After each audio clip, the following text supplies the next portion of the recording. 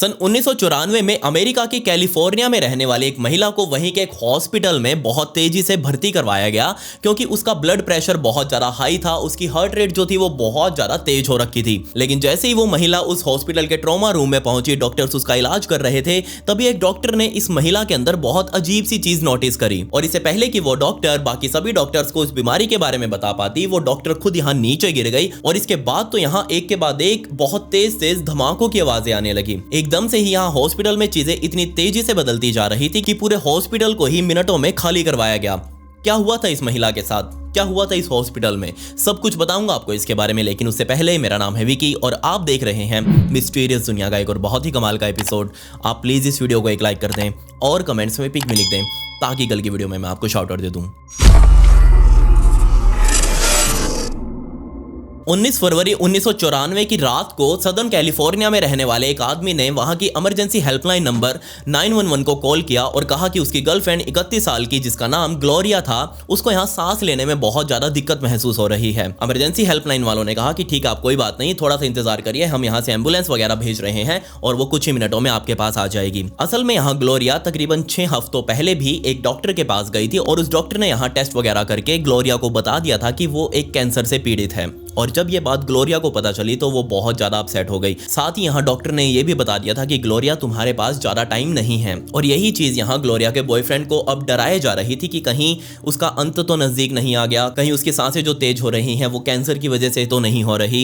ये सब चीजें उसके माइंड में अभी घूम ही रही थी। ग्लोरिया कुछ महीने पहले भी यहाँ एक और डॉक्टर के पास गई थी और यहाँ उस डॉक्टर ने अगर उस टाइम पर कैंसर को पकड़ लिया होता तो आज ग्लोरिया हमारे बीच होती। उस टाइम पर कैंसर को कंट्रोल किया जा सकता था। लेकिन यहाँ उस टाइम पर वो डॉक्टर अलग ही टेस्ट वगैरह करता रहा, उसने कैंसर के बारे में कोई जानकारी ग्लोरिया को नहीं दी। लेकिन जैसे ही यहां इस दिन से 6 हफ्तों पहले ग्लोरिया को पता चला कि उसके शरीर में कैंसर हो गया है, तब उसने अपनी जिंदगी से और ज्यादा प्यार करना शुरू कर दिया। वो जीना चाहती थी। यहां उसके 2 छोटे छोटे बच्चे भी थे पिछली शादी से, जिनकी उम्र अभी सिर्फ 9 साल की और 12 साल की ही थी। वो अपने बच्चों से बहुत ज्यादा प्यार करती थी, उनके लिए वो जीना चाहती थी। तो जब उसे यहां पता चला कि उसको कैंसर हो गया है, वो अपने बच्चों के साथ ज्यादा से ज्यादा टाइम स्पेंड करने लगी, उनके साथ घूमने फिरने लगी, सारा दिन उनसे बातें करती रहती। यहाँ साथ ही उसने अपने मन में भी ये ठान लिया था कि वो इस कैंसर से लड़ेगी, चाहे कुछ भी हो जाए, किसी भी टाइप का उसे इलाज करवाना पड़े, वो यहाँ इसे लड़ेगी और इसे जीतेगी। अपने बच्चों के लिए वो जिएगी। डेली वो स्कूल में बच्चों को छोड़कर आने लगी, उनको लेकर आती, रात को भी यहाँ उनके साथ खेलती, उनका होमवर्क वगैरह करवाती।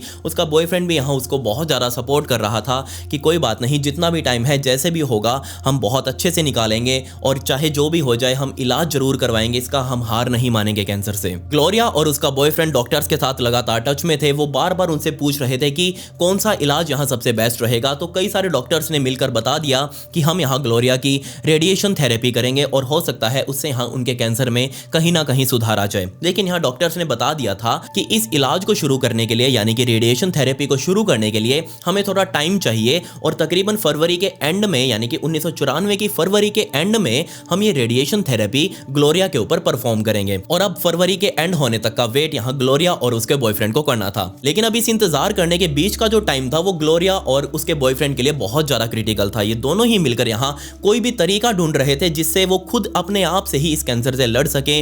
वो अलग अलग लोगों से मिलते जो पहले भी इस कैंसर से पीड़ित थे और उन्होंने रिकवरी करी थी।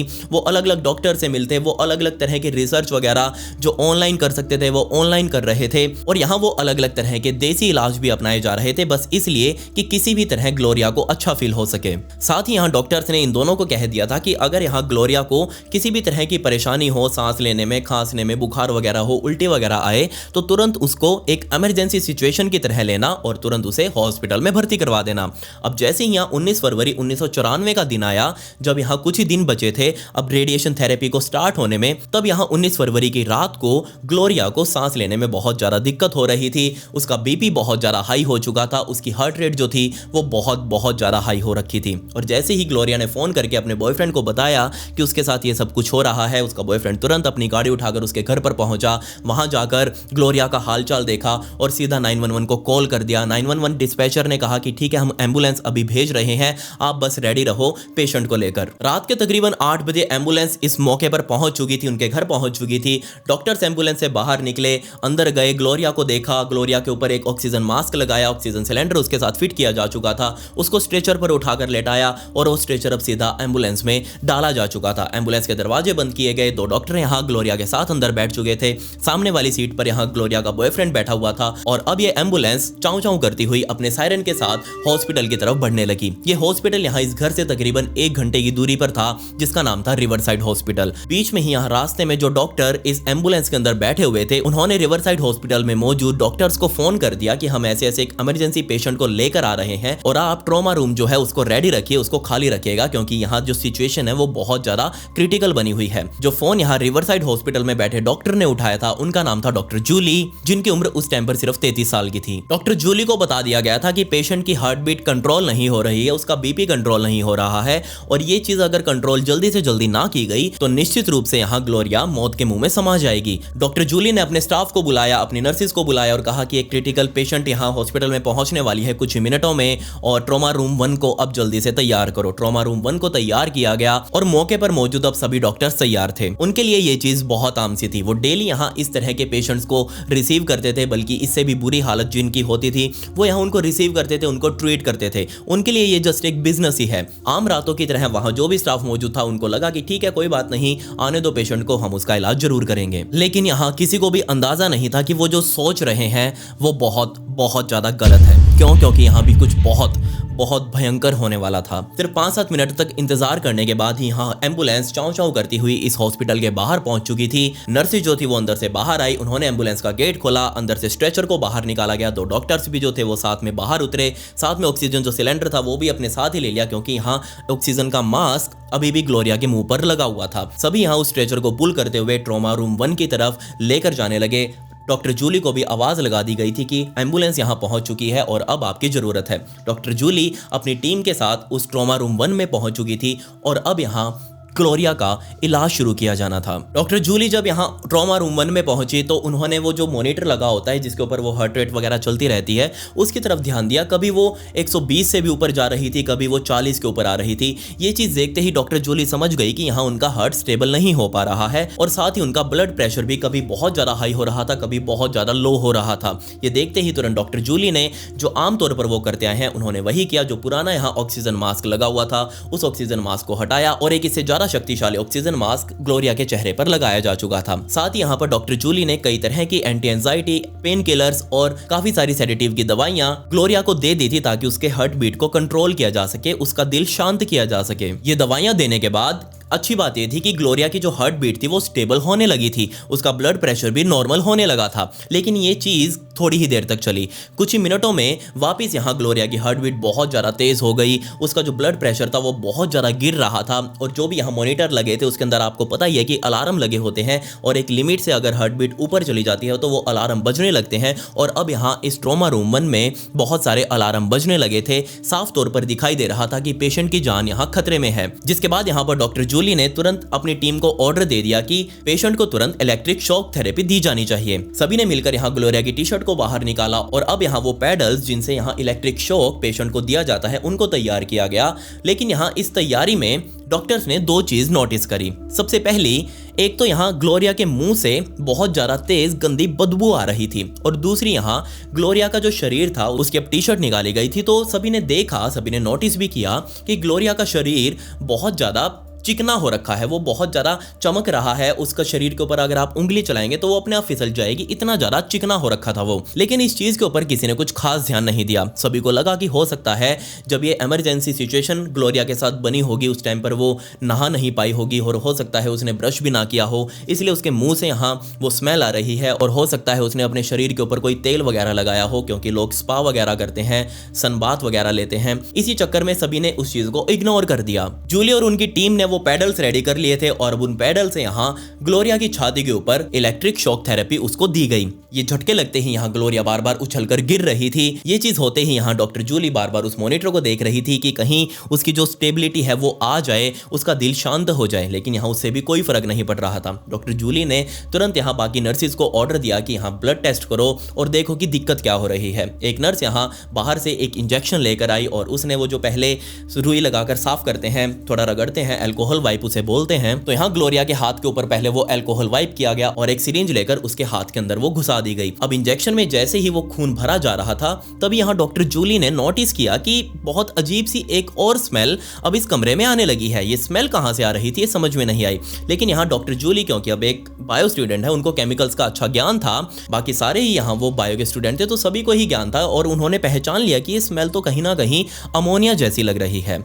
अब ये अमोनिया की स्मेल कहाँ से आ रही है, किसी ने कुछ खास ध्यान नहीं दिया, हो सकता है बाहर से आ रही हो सकता है कोई पाइप वगैरह लीक हो गया हो, लेकिन किसी को कुछ खास ध्यान नहीं था। उनका पहला मेन फोकस था ग्लोरिया को बचाना, और जैसे ही उस नर्स ने उस सिरिंज को भरा ग्लोरिया के खून से और उस सिरिंज को भरकर थोड़ा सा बाहर निकालते हैं, आपको पता ही होगा, और उस नर्स ने उस सिरिंज को अब डॉक्टर जूली की तरफ कर दिया। डॉक्टर जूली अब उस सिरिंज को ले रही थी, तभी यहाँ डॉक्टर जूली ने उस नर्स को देखा जो उसको ये सिरिंज पकड़ा रही थी। उस नर्स की आंखें बहुत ज्यादा लाल हो रखी थी और ऐसा लग रहा था जैसे वो अपने होश में नहीं है। ये चीज़ होते ही डॉक्टर जूली ने उस नर्स को थोड़ा झटका सा दिया सिरिंज पकड़ते ही, और वो नर्स भी अब यहाँ अपने होश में नहीं थी, उसका सिर घूम रहा था, वो अपना आपा खो चुकी थी। डॉक्टर जूली ने जैसे ही वो सिरिंज पकड़ी उसने नोटिस किया कि जो खून आया है ये खून ग्लोरिया का तो है, लेकिन इस खून के साइड में यानी कि उस सिरिंज के अंदर वाइट कलर के क्रिस्टल बने हुए थे। ये क्रिस्टल अब किस चीज के थे ये समझ नहीं आया डॉक्टर को भी और आइट साइड खड़ी बाकी सभी नर्सिस को भी। लेकिन यहाँ वो जो नर्स जिसने ये खून अभी अभी निकाला था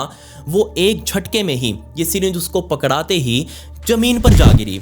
ये चीज होते ही बहुत ज्यादा घबरा गए आसपास खड़ी नर्सेज और साथ ही डॉक्टर जूली भी। अपने साथी को इस तरह से गिरता देख डॉक्टर जूली बहुत ज्यादा कंफ्यूज हो गई। उनको भी समझ नहीं आ रहा था कि ये पहले तो स्मेल कहां से आ रही है, और अभी अभी जो नर्स बिल्कुल सही खड़ी थी अपना अच्छे से काम कर रही थी उसके साथ एकदम से क्या हुआ कि वो नीचे जा गिरी।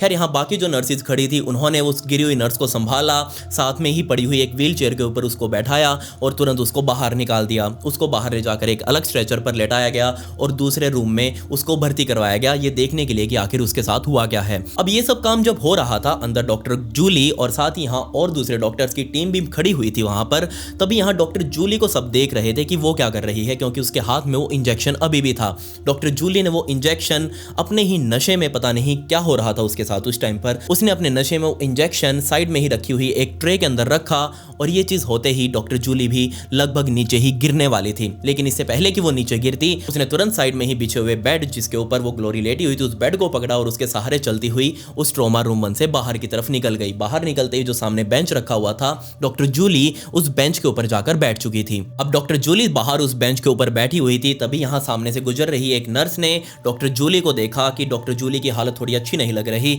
वो नर्स यहाँ डॉक्टर जूली के पास आई और डॉक्टर जूली से पूछने लगी कि मैडम आप ठीक हो या नहीं हो।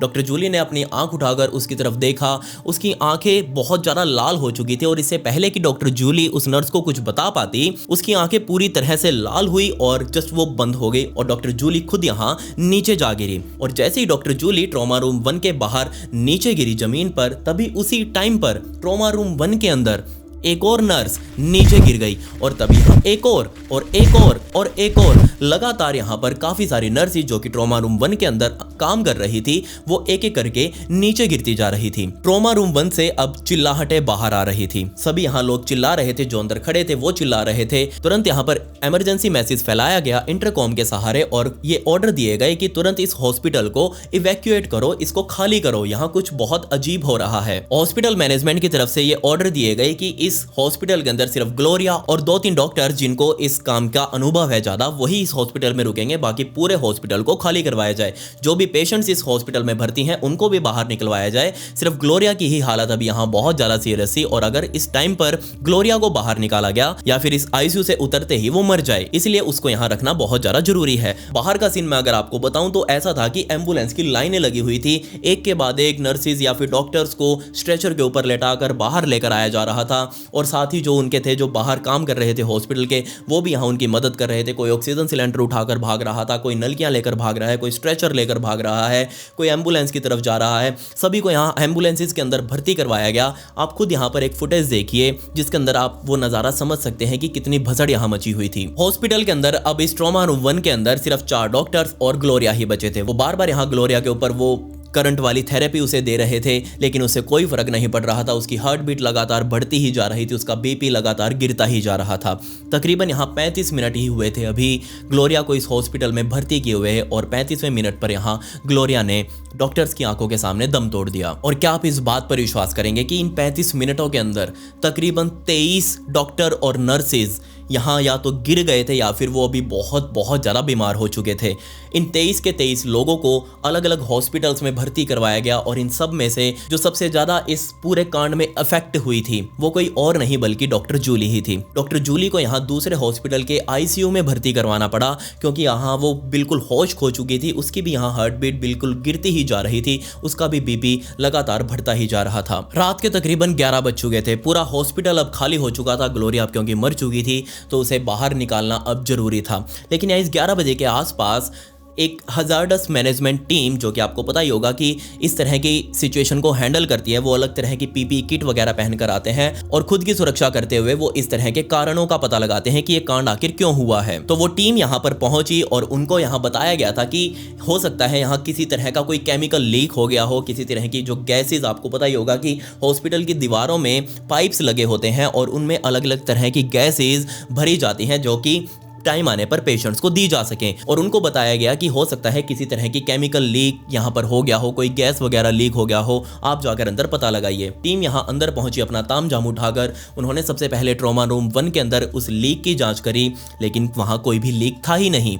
दूसरी तरफ यहाँ आईसीयू के अंदर भर्ती थी कोई और नहीं बल्कि डॉक्टर जूली। जब डॉक्टर जूली का ब्लड टेस्ट लिया गया तो वहाँ जो नर्स खड़ी थी जिसने वो ब्लड उनका निकाला था, जब उन्होंने उस सिरिंज की तरफ देखा तो वो भी हैरान हो गई। क्यों? क्योंकि यहाँ पर डॉक्टर जूली के भी खून के अंदर बिल्कुल वैसे ही वाइट क्रिस्टल आए हुए थे जैसे कि वाइट क्रिस्टल हमने ग्लोरिया के खून के अंदर देखे थे। ग्लोरिया की बॉडी को दूसरे हॉस्पिटल के अंदर ले जाकर रखा गया। तकरीबन 6 दिनों बाद डॉक्टर्स की एक अलग टीम ने पूरी पीपी किट वगैरह डालकर अपना पूरा अच्छे से जुगाड़ करके ग्लोरिया की ऑटोप्सी परफॉर्म करी। और इस ऑटोप्सी में डॉक्टर्स ने बताया कि ग्लोरिया की मौत के पीछे कोई और नहीं बल्कि उसका कैंसर ही जिम्मेदार है। उसके शरीर से जितने भी सैंपल्स लिए गए उसके अंदर कुछ अलग नहीं मिला, कोई जहरीला पदार्थ उसके अंदर नहीं था, कुछ भी यहाँ केमिकल वगैरह उसके खून से नहीं मिला। उसके कैंसर की वजह से ही यहाँ उसकी किडनी फेल हुई, उसका हार्ट फेल हुआ और उसी की वजह से यहाँ उसके ब्लड प्रेशर इतना ज़्यादा बढ़ रहा था, गिर रहा था और जिससे यहाँ उसके दिल ने काम करना बंद कर दिया। ये चीज़ बोलते ही यहाँ ग्लोरिया तो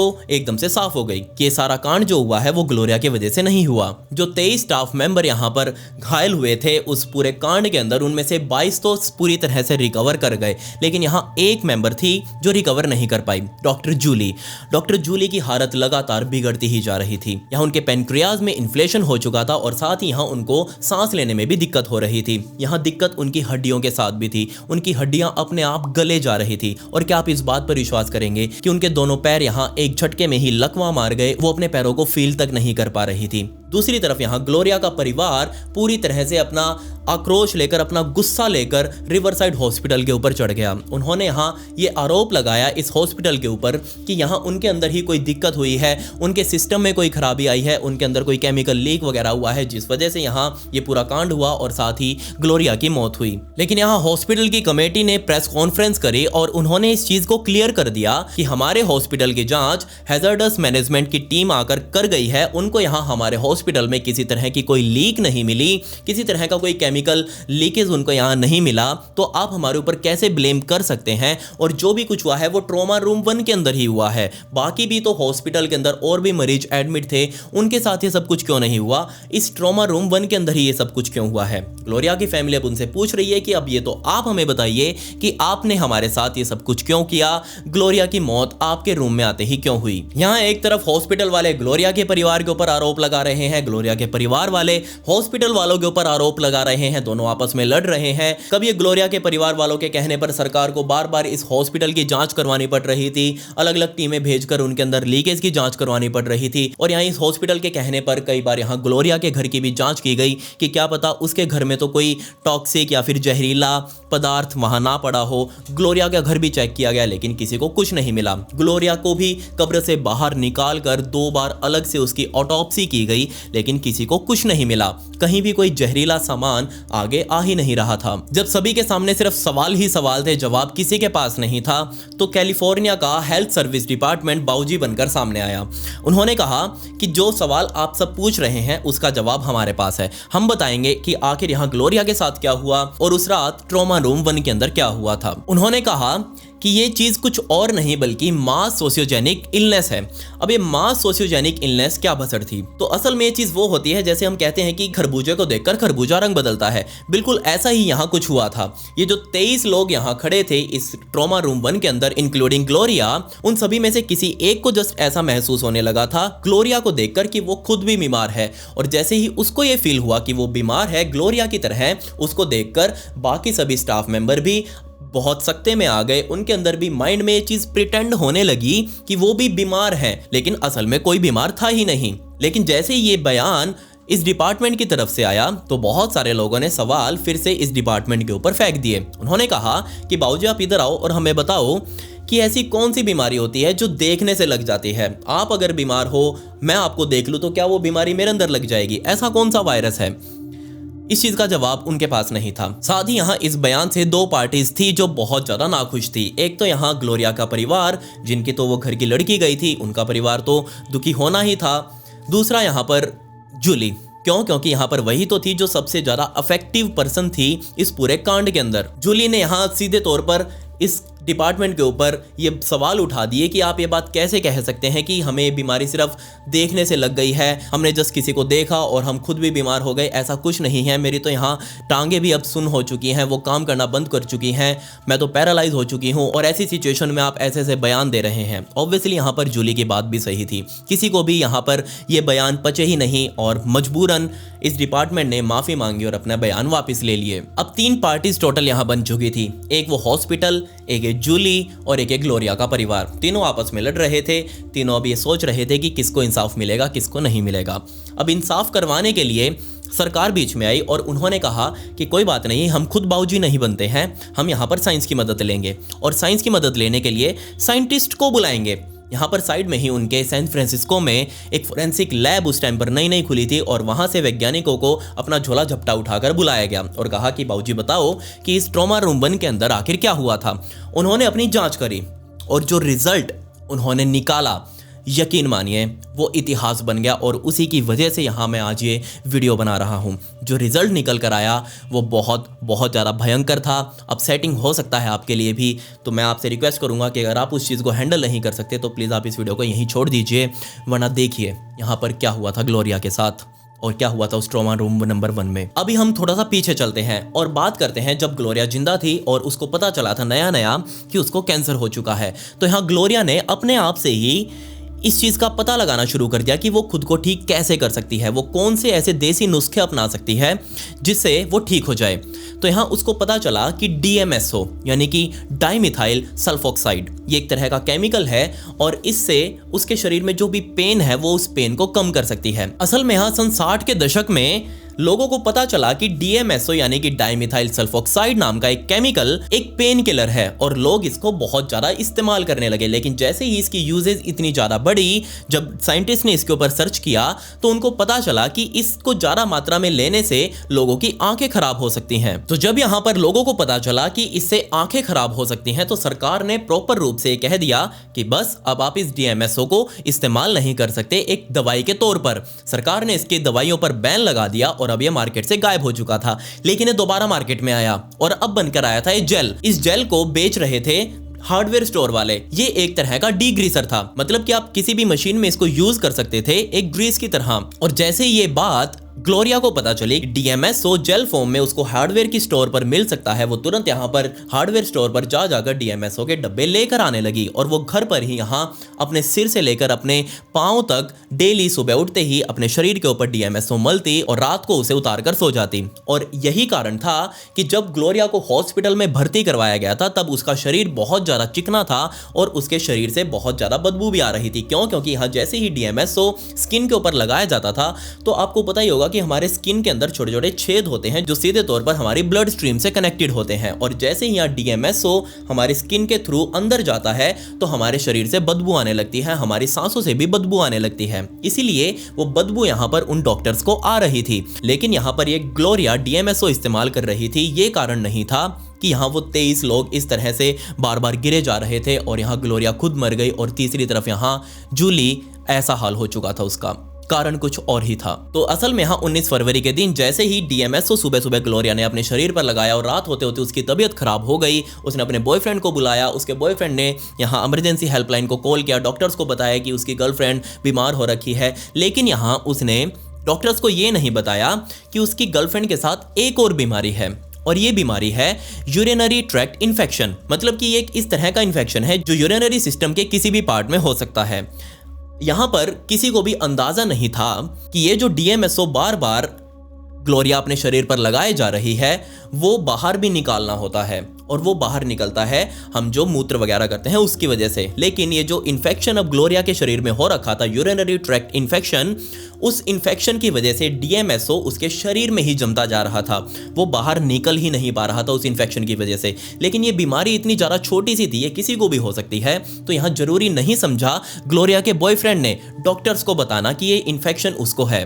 लेकिन यहाँ पर कांड शुरू हुआ उस एम्बुलेंस के आने से ही। जैसे वो एम्बुलेंस यहाँ ग्लोरिया को लेने के लिए पहुंची, उस ग्लोरिया को अंदर लेटाया गया और उसके मुंह के ऊपर अब एक ऑक्सीजन मास्क लगाया जा चुका था। अब यहाँ पर इस ऑक्सीजन मास्क की वजह से ही ग्लोरिया के शरीर के अंदर उथल पुथल स्टार्ट हो चुकी थी। क्यों? क्योंकि यहाँ उसके पूरे शरीर में डीएमएसओ जमा हुआ था और अब यहाँ पर एक और नया केमिकल ऑक्सीजन उसके शरीर के अंदर फैलता जा रहा था। अब इन दोनों ने मिलकर एक अलग ही रिएक्शन ग्लोरिया के शरीर के अंदर स्टार्ट कर दी थी। ये रिएक्शन क्या हो रही थी किसी को भी इसके बारे में कोई खबर नहीं थी। ग्लोरिया हॉस्पिटल पहुंची, उसे ट्रॉमा रूम नंबर 1 के अंदर भर्ती करवाया गया। उसके शरीर के अंदर क्या चल रहा था ये किसी को अंदाजा ही नहीं था। और भसड़ असल में यहां तब मची जब दो चीजें परफेक्टली स्टेप्स में हो गई। अगर ये दो चीजें ना होती तो यकीन मानिए 23 में से कोई भी व्यक्ति बीमार नहीं होता और ग्लोरिया खुद भी आज जिंदा होती। और उनमें से सबसे पहला था वो इलेक्ट्रिक शॉक। जैसे ही यहाँ पर ग्लोरिया को वो इलेक्ट्रिक शॉक देने के लिए वो पैडल्स तैयार किए गए और वो पैडल्स उसकी छाती के ऊपर लगाए गए,